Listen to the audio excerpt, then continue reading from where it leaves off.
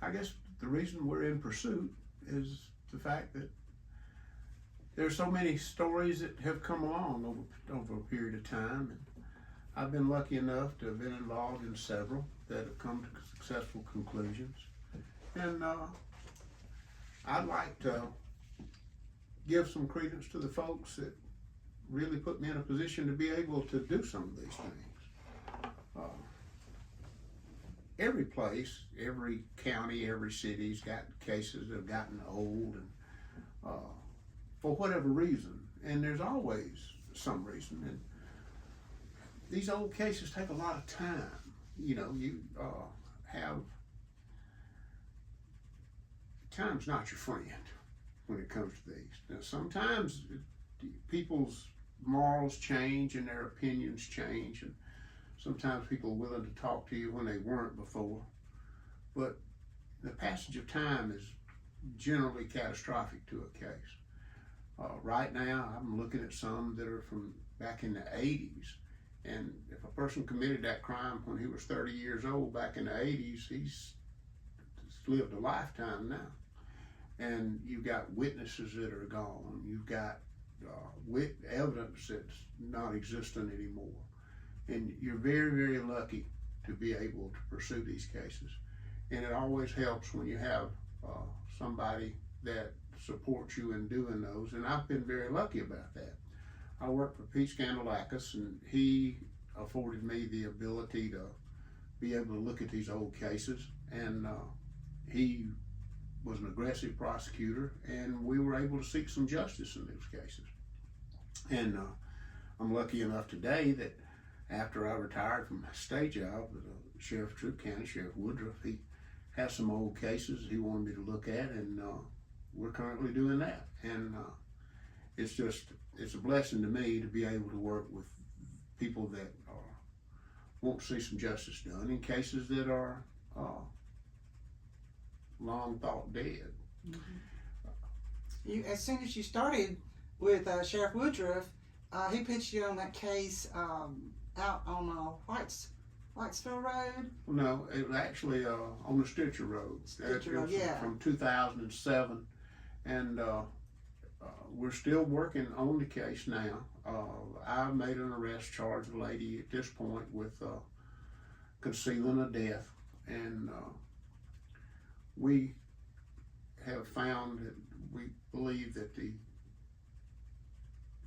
initial crime happened in Fulton County, and we have some evidence to back that up. So that's where the venue in the murder case would find itself, and she'll be tried in the murder case, I think, there in Fulton County, and with the associated nearly $250,000 worth of fraud from Social Security, food stamps, and Section 8 housing, and Lord knows that the number of forgeries that she committed over an 8-year period. One day we're going to get you to tell that story in full from beginning to end, because that's just real recent. It is, and I'm working on another book now, that case from 1990, Paul McKean Jr. book, and it was an interesting case. It was absolutely brutal and senseless. And in Troup County? Huh? That was in Troup County? Well, it was actually in 3 counties. The initial investigation happened in Meriwether County. His body was, he was thrown out of a vehicle in Meriwether County to make it look like a traffic accident or a pedestrian had been struck there. But the evidence didn't really support that. Neither did his injuries.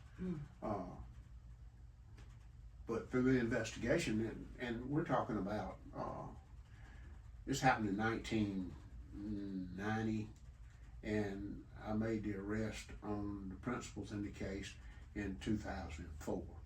We tried the case in 2005 and got guilty verdicts on 3 of the 4 that were involved. Wow. And one got life without parole, one got life with parole, and the other was found guilty in the kidnapping, and he caught a 10-year sentence. Wow. And but that was a case that needed to be adjudicated, and it came to a successful conclusion. Ray Mayer was the assistant district attorney that worked for Pete that did that case, and he did also another case that we were lucky enough to solve. And Ray was just as good a prosecuting attorney as you could ever ask for. He was very judicious in the way that he approached the case. He wanted things to be right, and he wanted to seek justice. And again, we worked for Pete Scandalakis, and Pete always, he gave us a free hand. People always talk about these cases that you say, why do they go cold? There's a lot of reasons. And I've experienced about every one of those reasons, from the fact that there may have been some political shenanigans that kept the cases under wraps, to the point that, witnesses and folks feared people, and then the people that are involved in the stuff, and they were afraid of their own involvement. And it's a whole gambit of reasons. But one reason that the cases do seem to, that's consistent, is time. And it's not just the age of the case, it's the time that you can put into these cases. You start talking about trying to rebuild a case that's 10, 20 years old. You got to go back to all the witnesses, rehash everything, and the things that are gone. Folks say, well, y'all still working on that case? Well, if you're working a regular caseload, and that consists of 25, 30 active cases, and you got folks calling you every day about their lawnmower or their guns or their cars or whatever that was stolen, or their domestic situation that involves a case, when you have all those demands on you, it's hard to be able to look under the bottom of the stack and find a case that's 20 years old that's going to take 100% of your time to be able to work on. Mm-hmm. And one good thing was that during my tenure of doing this, and again today, is I'm working for folks that are willing to make a sacrifice to be able to find justice for those old cases. So in your position today, kind of tell us your title, your job description, and what that allows you to do. Well, again, after I retired from the state superior courts, from the public defender's office, Sheriff Woodruff knew that I had, a penchant to work on these old cases, and he approached me with the fact that he had several, and some of them date back, 3 sheriffs ago, and he said that if I would come and work for him, that he would afford me the opportunity to, and the ability to work on those cases. And so far he has, and it's just been so good for me. I'm an investigator with the sheriff's office, and that's all I work on as cold cases. Of course, I would help with any investigation that they ask me my opinion or whatnot, and that happens so often. And reciprocally, especially when, I'm kind of an old dinosaur when it comes to technology and whatnot, and young guys help me too. Yeah. So it works out, and like I said, so far we've had some success. I've got 3 other things that are in the works now, and hopefully we're going to find some more stuff to do. We got 4 or 5 cases that I think actually might show some promise, and the sheriff's good enough to let me devote the time to work on them, and for that I thank him, Mm-hmm. So he's willing to devote the resources to find some justice for some folks that hadn't had it. Mm-hmm. I just recently went out with you. It's my first time getting to go on a case with you. Explain what we were doing this past week, this past Monday. Well, and this is one of the cases that Sheriff Woodruff had an exceptional interest in.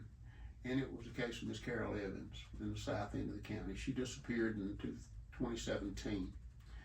And she was an Alzheimer's patient. And it was a situation where this basically fell off the face of the earth. And I originally had some very strong opinions about who needed to be eliminated and this and that, and to be quite honest, those opinions have changed somewhat. At this point, there's still a little work to be done, but that particular case, one thing that we did, I looked back and at the history, and it was where she wandered away from her house, or that was the supposition, and she walked, and her husband would walk with her nearly every day to keep her in decent shape, and he had left the house and came back, and that was substantiated. A neighbor saw him go and come back, and he was doing yard work across the street. He owned it's a dead end road surrounded by a few hundred acres, and thick woods. Thick woods, and at this point, the landscape's been totally changed by the tornado that went through down there a couple of years ago.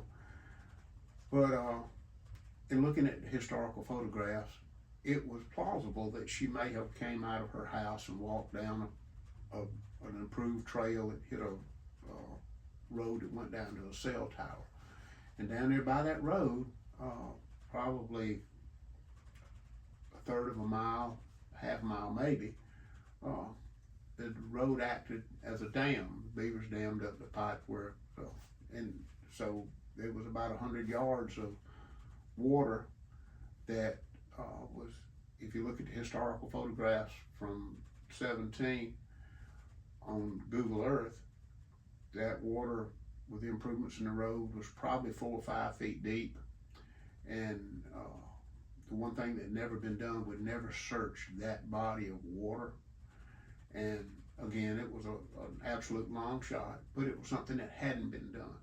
And again, these things don't go away.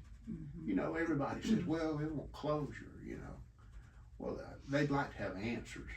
But when you start talking about losing your wife, your mother, son, family, friends, there's no such thing as closure. Maybe finality and knowledge of knowing what happened, but there are birthdays, there's holidays, there's events that that bring to mind that person is right there with you. And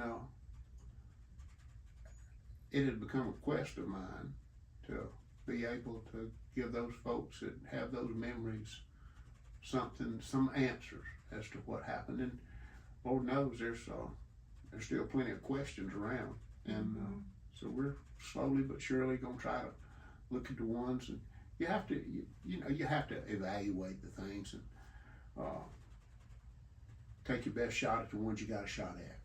And there are a few still around that we do, and some not so old, and some that are, With her, she was a beloved figure in the community, and everybody was just thinking that day they would find her. And what I was told while I was there, all the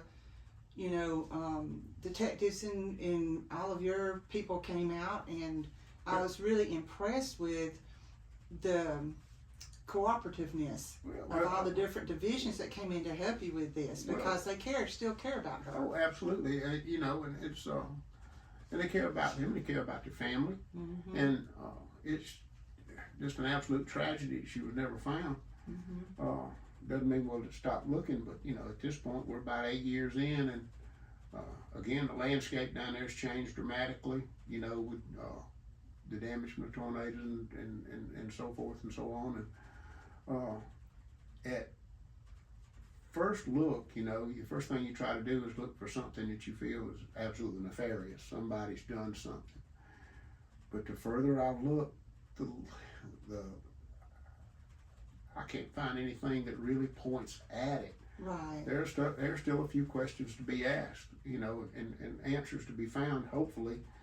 But there's nothing that really. And again, when she first disappeared, it was in November of 2017, and it was the first really dramatic cold spell.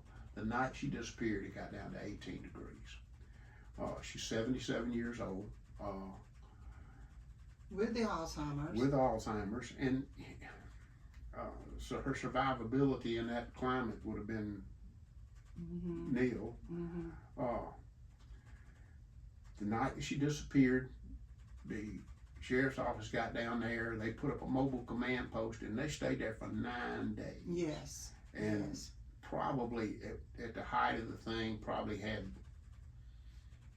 a few hundred people working. There's thousands of man hours went into looking for her. That place was grid searched. That night they actually had Department of Public Safety's helicopter with FLIR technology. They could see things on the ground, animals, activity. They could see people that were searching, but they never found a heat source for. So they were able to identify heat sources in the people that were searching for her, that were moving, like deer, small game, small game dog, anything, anything that was alive and had a heat source. And because it got so cold so fast, she even to the point where her body dropped 20 degrees, it would still resonate a heat source. It's up until probably the middle of the night, early morning hours. What time did they suspect that she left the house? Around 3:30, 4 o'clock. And did they have an idea of what she was wearing? Oh yeah, they did. Just off the top of my head, I can't remember exactly what it was, but she was just dressed to be in the house. She was when her husband left her in the house, he just went across the road and expected her to be there when he got back. So you're suspecting she didn't even put on her jacket when she walked out the house? Because I imagine when they went walking that day up down the road, when they do their normal walk, she had a jacket on, and the neighbors saw all that going on. But probably after he left her to watch TV and went over to cut the grass across the street, he didn't know if she put her jacket on or not.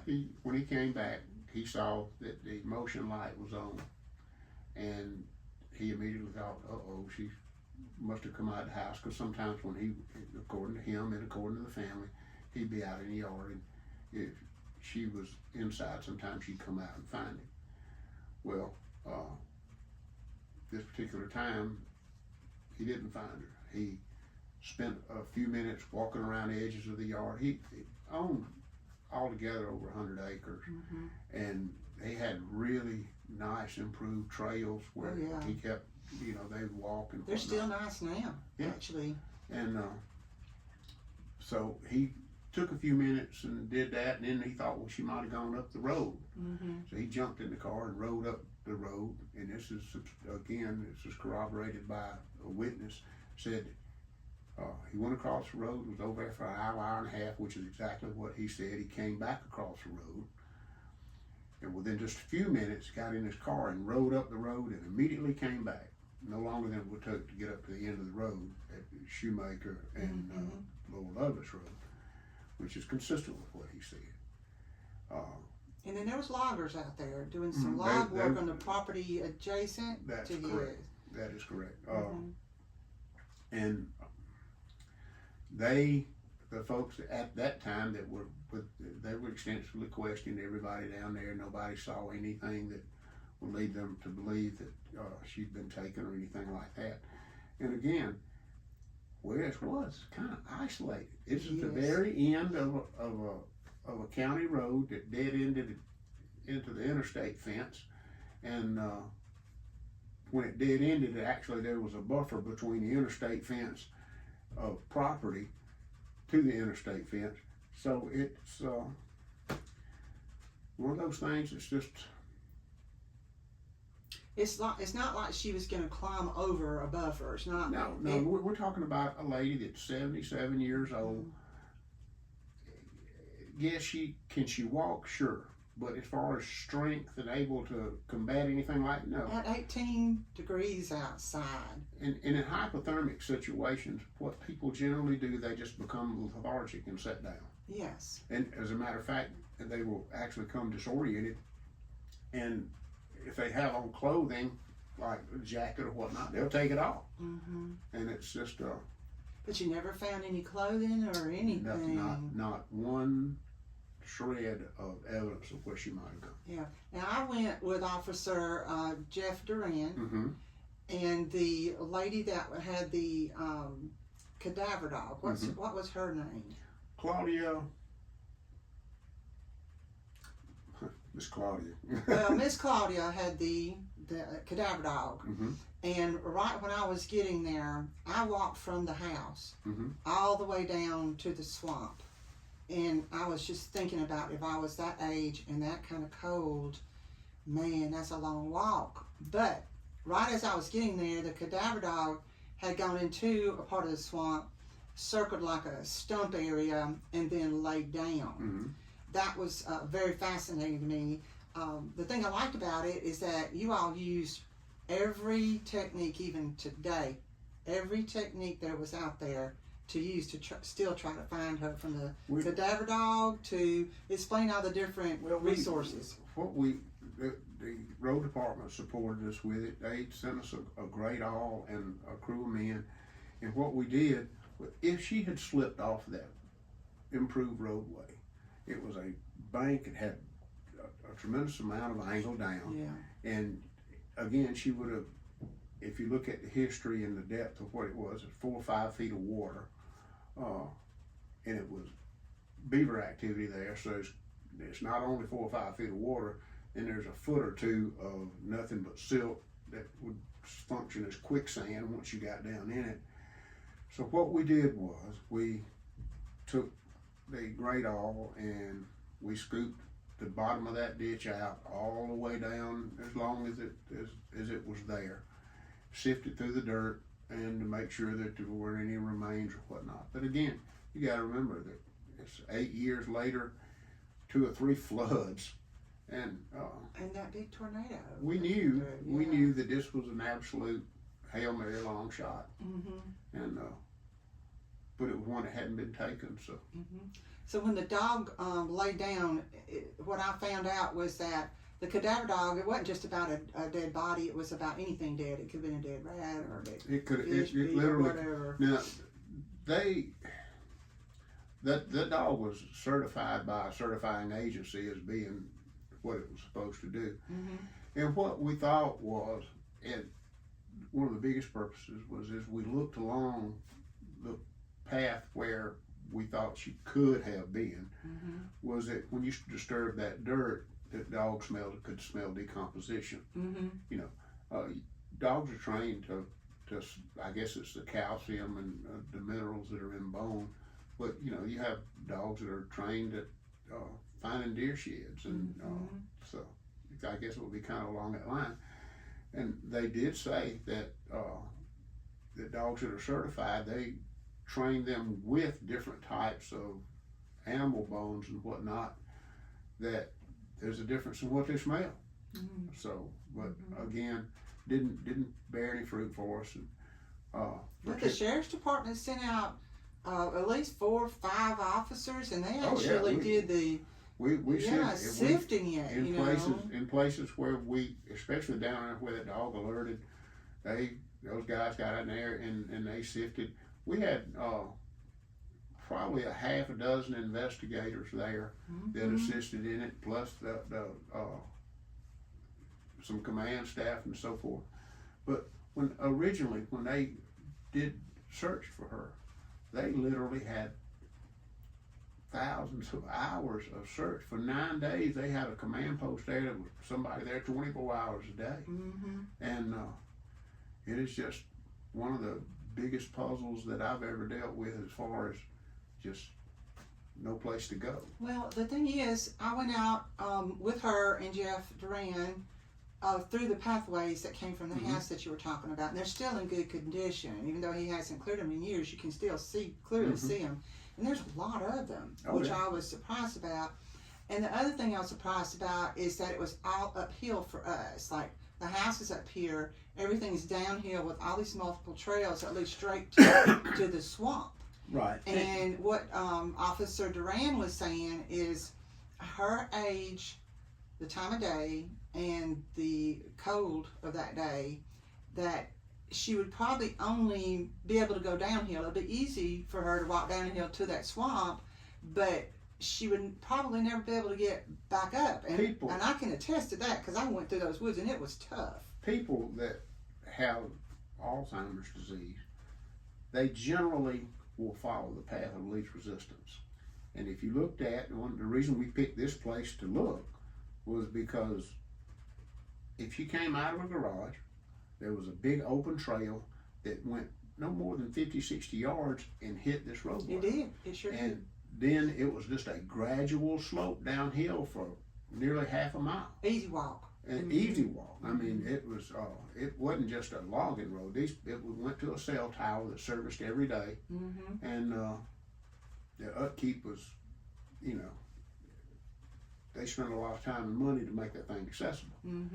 And simply because that was one avenue that had never been really explored, we wanted to give that a shot. And also this, and I don't know why it is, but psychologists and so forth say that, and people that study Alzheimer's and autism say that people that suffer from those things actually, if they hear running water, they're kind of drawn to it. And I didn't know that. As a matter of fact, the week before, there was a lady with Alzheimer's disease that walked away from a house in Columbus, and they found her, she drowned in a creek just down below her home. They had a case similar to that in Carrollton a few months ago, and we thought that maybe if because where the beavers had dammed up the pipes, you could hear it sound like a little waterfall. Yeah, know? I could hear it. It might have been an attraction for her. Y'all had to break up a beaver dam that was down there that day. We did to let the water down. But even now, they'd repiped the thing, and where the water wasn't a couple of feet deep now, back in the day, it was all the way up to the top of the road, and that was, you know, I was impressed with how fluid that swamp was. That if the culverts had been dammed up, it wouldn't have taken but minutes for it to fill back up to a good 3 or 4 foot deep. If that whole culvert area had been filled up, you know, covered by beaver. They and over a period of time, it had been repeatedly, and they cut it out. They cut the dam out because if it didn't, the water and sometimes it actually had got up as high as the road and washed over the road. And you even sent the dogs on the left-hand side, like the swamp's on the right-hand side, to me facing the cell tower. And you even sent the dog over to the left-hand side to see if any of her remains had possibly gone over the road or gone under the culvert and just kind of spread out in that area. And there was no signature at all from the dog. And that's, you know, again, we're 8 years down the road, and over that 8 year period, there have been times when they've searched again and come up with, you know, another theory. And this theory of mine was just that, you know, this is one explanation that is within reason that we hadn't explored before. So, and again, the sheriff and the folks at the SO there and the folks with the county road department, and they were just instrumental in helping us. As a matter of fact, one of the guys that were working, that was operating machinery, his wife actually worked for the Evans, helping keep them. Yeah, tell me about some of the guys that were out there. Just kind of give us their names, because I was just getting to know them, like Officer Stewart. He's kind of tell me who he is, and then the other officers and the engineers that came out that day. Stuart Smith, and first off, let me say this. The sheriff had such a tremendous interest in this case. If there's one thing he wanted done was be able to find Ms. Evans. But of course, John Whitney, the chief deputy, was there. Major Jeff Duran. The whole detective outfit, Keith Godfrey, Austin Thompson, Wendy Bryant, no relation to me, and Jessica Knowles, and Mark Lott.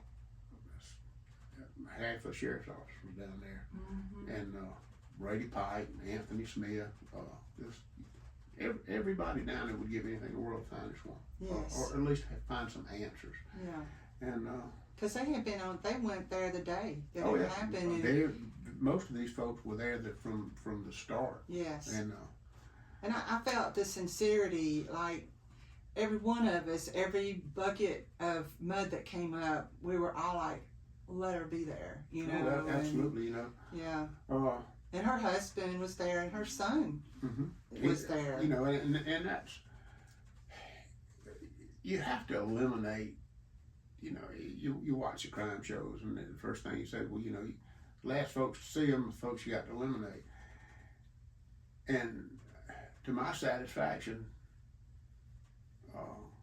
family members are out of this. And to be quite honest, at first it wasn't for me. You know, because you just have to look at the numbers and the facts and say, well, you know. But after doing the exploration that I have in the case and talking with the principals and the children and so forth, I just hope at some point in time there might be something happen that could tell us what did happen. But I feel at this point the chances of that are remote. Yeah, going again, me being there personally, when people are just listening to these stories and stuff, they can't imagine being on spot and location. And I appreciate you giving me that opportunity. It is like looking for a needle in a haystack. I was overwhelmed in my mind about, you know, I know hundreds of people were looking for her and they've scoured every place, but it's such a large area, and it is so remote. Oh my gosh, potentials. And the truth is that when you're looking for an inanimate person, somebody that is probably expired, in the type of topography and the undergrowth and so forth, you don't just about put your hands on this, chance you ain't gonna see it. That's right, right. There was a case up in North Georgia that Georgia Rescue folks worked on. Lady disappeared from a house, and she was an Alzheimer's patient, and they looked for her for 3 or 4 days. Didn't find her. You know where they found her? I have no idea. In the hedge bush at her front porch. Oh no. She had fallen off the front porch down in that hedge bush and was actually concealed in it. Oh, that's terrible. But it's something you wouldn't think of. No, and that's the thing about it. You know, you think of so many things, but then some of the most innocuous things that seem an impossibility, and then they happen. Yeah. Nowadays, and this is just my thought, of course, put my 2 cents worth in. If you have an Alzheimer's patient or a relative that's Alzheimer's patient, you might ought to put an AirPod on them. Those little things now that you can track people. Just put it on a necklace around them or a bracelet, and just so that they're able to be tracked now. Years ago, there was an elderly man here in town, and he was fine. One day he just went missing, and he was elderly, and he was, you know, getting up where he's like myself. He wasn't quite as sharp as he used to be, but you never think about from one day to the next. And you know, it could have been a stroke. It could have been a lot of things. All of a sudden, he's just gone. 2 days later, he has a head-on wreck on the interstate. Of course, bless his heart, it killed him, but he had no idea where he was going the wrong way on the interstate. Oh yeah. And he was just lost. And it's a tragic thing. And as much as I want to be able to find some answers for this case, you know, for the family and the folks that have become so emotionally invested in it. But the other cases that we're working on, I want to find justice for them. I want to find justice for the folks that have been mistreated and forgotten. But the truth is, we're not going to forget them. Yeah. How many cases do you think there are in Troup County that are unsolved, missing people? Probably 10 or 15. Wow. And some of them date back, you know, to the 70s that I know of. But once they start getting that old, the chances of being able to come up with something that's concrete, slim and none. But you don't ever know, because it does take one piece of good evidence to come forth. And again, like I say,